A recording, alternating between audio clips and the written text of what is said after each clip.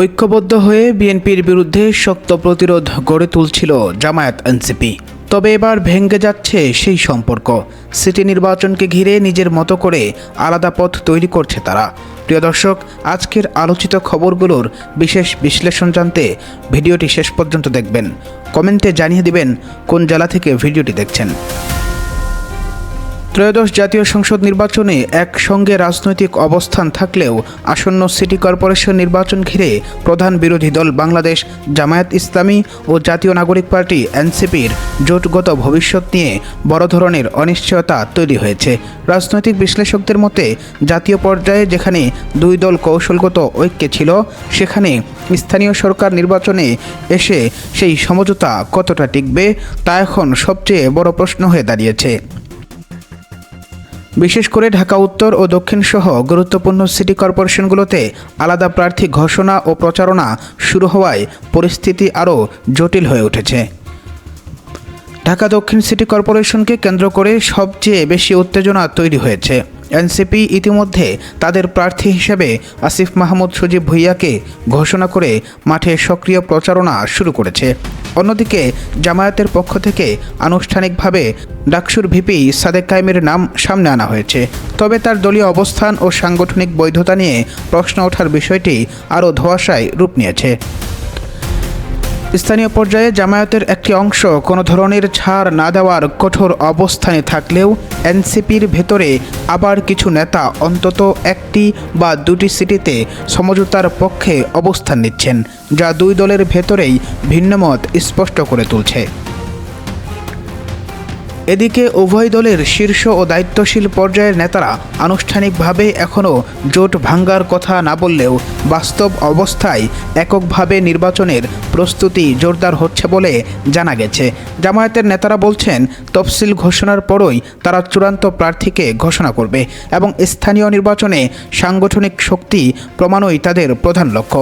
অপরদিকে এনসিপি বলছে, তাদের জোট অক্ষুণ্ণ রাখতে চাইলেও কৌশলগত কারণে সব সিটে এককভাবে প্রার্থী ঘোষণা করেছে। ফলে রাজনৈতিক অঙ্গনে এখন সবচেয়ে বড় প্রশ্ন, এই জোট কি শেষ পর্যন্ত টিকে থাকবে নাকি সিটি নির্বাচনই হবে তাদের আলাদা পথ চলার সূচনা। অন্যদিকে আজকের আলোচিত খবর, ঢাকা দক্ষিণ সিটির মেয়র পদে প্রার্থী হওয়ার ঘোষণা নীলা ইসরাফিলের। ঢাকা দক্ষিণ সিটি কর্পোরেশনের মেয়র পদে নির্বাচনী মাঠে নতুন করে আলোচনার জন্ম দিয়েছেন জাতীয় নাগরিক পার্টি এনসিপির সাবেক নেত্রী নীলা ইসরাফিল।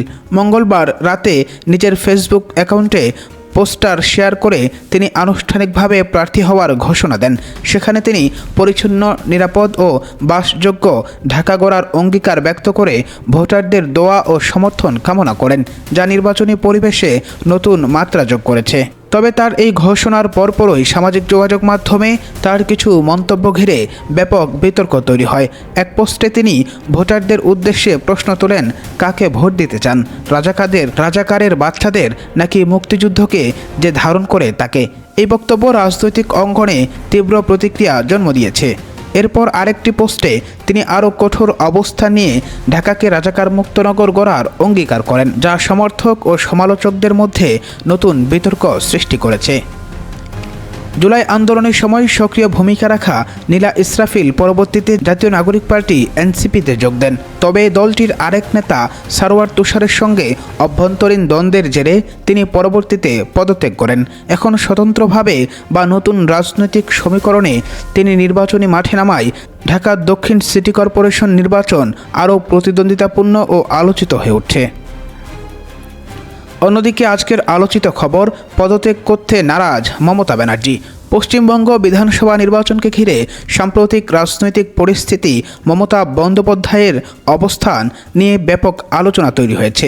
বিভিন্ন বক্তব্য ও রাজনৈতিক ব্যাখ্যায় তিনি দাবি করেছেন, নির্বাচনের ফলাফল পুরোপুরি স্বাভাবিক প্রক্রিয়ার মাধ্যমে হয়নি, বরং নির্বাচন কমিশনের ভূমিকা নিয়ে প্রশ্ন তুলে তিনি ইঙ্গিত দেন, পুরো নির্বাচন প্রক্রিয়ায় পক্ষপাতিত্বের প্রভাব থাকতে পারে। তার মতে 100-র বেশি আসনের ফলাফল প্রভাবিত বা ছিনিয়ে নেওয়া হয়েছে বলে তিনি মনে করেন, যার কারণে তিনি পদত্যাগের কোনো সিদ্ধান্ত নিচ্ছেন না। এই বক্তব্য রাজ্য রাজনীতিতে নতুন করে উত্তেজনা ও বিতর্ক তৈরি করেছে।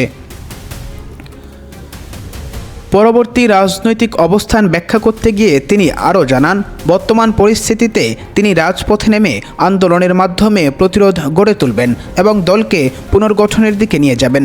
তার ভাষায়, দীর্ঘ সময় দায়িত্ব পালন করতে গিয়ে তিনি নানা চ্যালেঞ্জ ও চাপের মধ্য দিয়ে গেছেন, কিন্তু এখন তিনি সরাসরি জনতার আন্দোলনের মাধ্যমে রাজনৈতিক লড়াইকে এগিয়ে নিতে চান। একই সঙ্গে তিনি বিরোধী জোট ইন্ডিয়ার কিছু নেতার সহানুভূতির কথা উল্লেখ করেন এবং দলীয় কর্মীদের ওপর চাপ ও সহিংসতার অভিযোগও তোলেন, যা রাজনৈতিক পরিবেশকে আরও জটিল করে তুলেছে।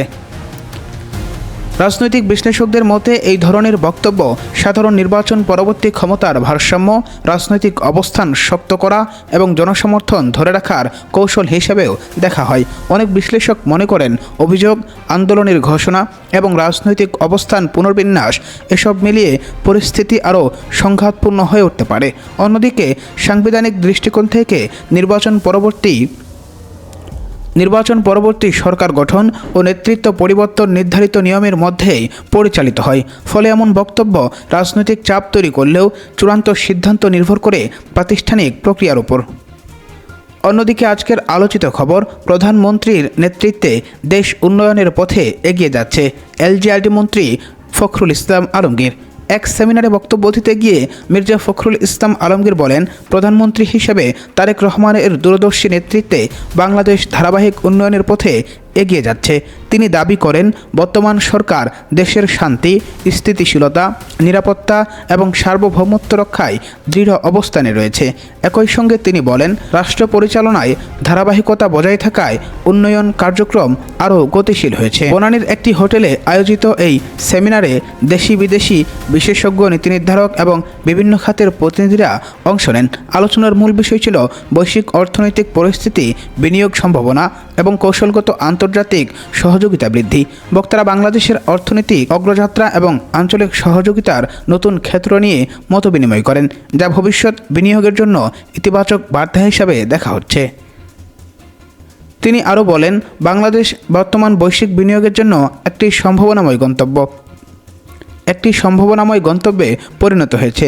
অবকাঠামো উন্নয়ন, জ্বালানি খাতে অগ্রগতি এবং নীতিগত সংস্কারের মাধ্যমে বিনিয়োগ বান্ধব পরিবেশ গড়ে তোলা হচ্ছে বলে তিনি মন্তব্য করেন। বিদেশি বিনিয়োগকারীদের প্রতি আগ্রহ প্রকাশ করে তিনি জানান, সরকার প্রয়োজনীয় সব ধরনের সহায়তা দিতে প্রস্তুত এবং দেশের অর্থনৈতিক প্রবৃদ্ধি আরও ত্বরান্বিত করতে কাজ করছে।